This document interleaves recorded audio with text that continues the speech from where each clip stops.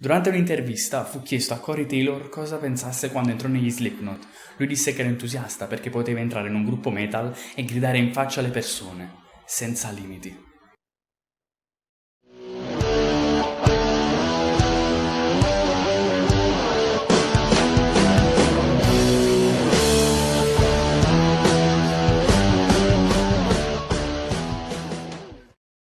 Salve amici, oggi parleremo di una delle band nu metal più conosciute sulla scena internazionale. Distinti dalla loro immagine a volto mascherato e dai loro suoni abrasivi ed aggressivi, oggi parliamo degli Slipknot. Formatasi a Des Moines, Iowa, Stati Uniti d'America nel 1995, la band ha raccolto milioni di fan in tutto il mondo nel corso della loro decennale carriera. Appaiono sempre a volto coperto, indossano maschere horror e tute da carcere, che usano sia nei videoclip che nelle apparizioni dal vivo. Si identificano con un numero da 0 a 8 e la formazione ufficiale è composta da Sid Wilson alla console, Joey Jordison alla batteria, Chris Fehn al primo tamburo, Sean Crahan al secondo tamburo, Paul Gray al basso, Jim Root alla chitarra solista, Mick Thompson alla chitarra ritmica, Craig Jones alle tastiere e Corey Taylor, voce e frontman della band. Sean Crahan è il componente più anziano della band. Nato a Des Moines nel 69, è uno dei due tamburi che compongono il famoso muro sonoro. Prima degli Slipknot lavorava come saldatore, infatti ha fabbricato e saldato da sé le sue percussioni.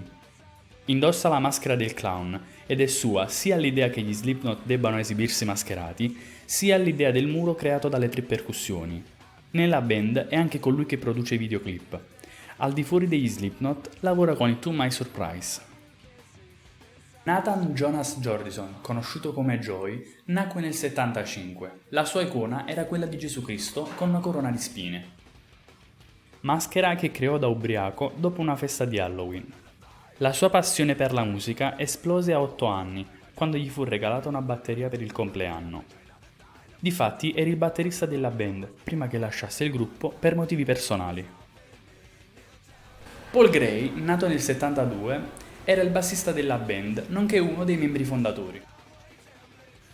Le sue maschere più celebri sono, nel primo disco, quella da maiale con un anello nel naso, mentre successivamente la cambiò con quella del serial killer Hannibal Lecter. Morì nel 2010 dopo un'overdose di morfina e fentanyl, lasciando così un vuoto nella band. Chris Fehn, nato nel 72, è il secondo percussionista del gruppo, subentrato dopo l'uscita di Greg Wells. La sua maschera fa riferimento a Pinocchio. Il suo naso sta a rappresentare anche la sua personalità comica. Craig Michael Jones, del 72, è il tastierista della band, nonché tecnico delle chitarre e degli effetti. La sua maschera è ispirata ad un casco da palombaro, con aghi metallici molto lunghi. Michael Gordon Thompson, nato nel 73, è il secondo chitarrista del gruppo, meglio conosciuto come Seven. La maschera che indossa è ispirata a quella del serial killer Jason Voorhees, della serie di film horror Venerdì 13. Sempre del 73, Corey Taylor è il cantante del gruppo, subentrato dopo l'abbandono di Colsefini. Appassionato dell'heavy metal e dei Metallica in particolare, forma la sua prima band a 19 anni, gli Stone Sure, con cui lavora parallelamente ancora oggi. La sua maschera, nei primi album, rappresenta un cappuccio di cuoio bianco con dei dreadlocks. Poi la modificò ispirandosi alla maschera del serial killer Leatherface. James Donald Root, del 71, è il primo chitarrista della band, subentrato dopo l'uscita di Josh Brainerd. Prima degli Slipknot lavorava insieme a Taylor negli Stone Sure. La sua maschera originariamente era la stessa usata dall'ex chitarrista. Successivamente la cambiò in bianca con una faccia da giullare e poi la modificò ispirandosi al protagonista del film Il Corvo. Sid Wilson, nato nel 77, è il disc jockey della band. Al di fuori del gruppo si fa chiamare DJ Starscream. All'inizio indossava una maschera antigas, poi la trasformò in una maschera robotica, ispirata a Starscream dei Transformer. La band fu fondata nel 1993 per volere di Jordison, Crane e Gray, con Enders Colsefini alla voce e Donnie Steele alla chitarra, poi aggiungendo successivamente Greg Waltz alle percussioni. I nomi per questa prima formazione furono diversi, da One, Big System e Meld, per adottare definitivamente il loro nome, Slipknot, tradotto letteralmente dall'inglese come nodo scorsoio, ovvero il classico nodo da impicco. Nel 1995 si arrivò ad ottenere una formazione stabile e nel 1996 riuscirono a registrare la loro prima demo, Mate, Feed, Kill, Repeat. Successivamente si andava formando quella che sarebbe stata la formazione attuale, con l'arrivo di nuovi membri, tra cui Chris Fenn, Craig Jones, Mick Thompson, Sid Wilson e Corey Taylor, che fu reclutato al posto di Colsefini.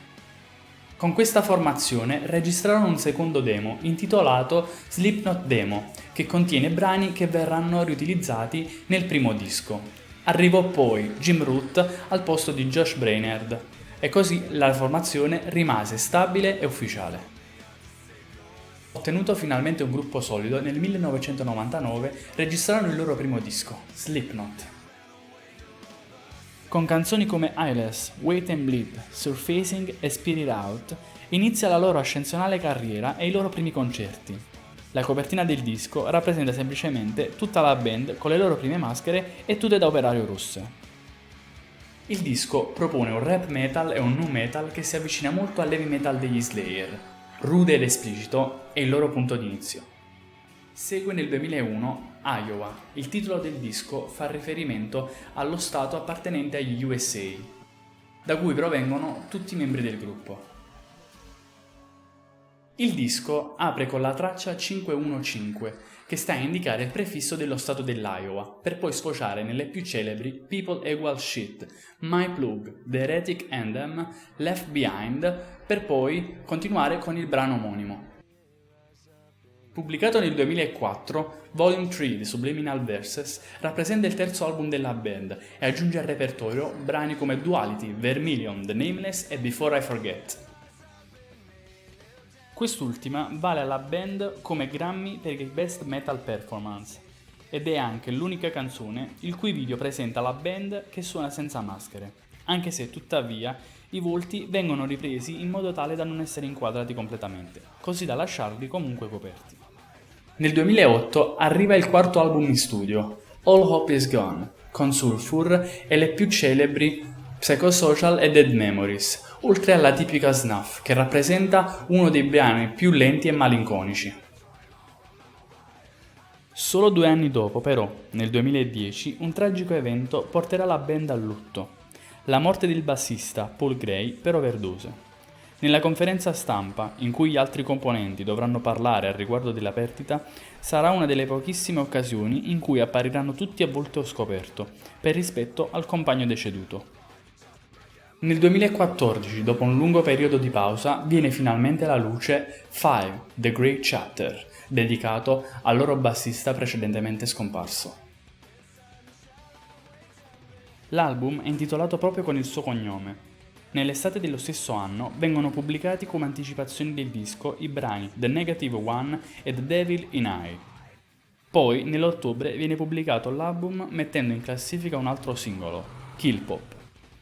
Cari amici, anche per questa volta è tutto, da RMS Channel, alla prossima!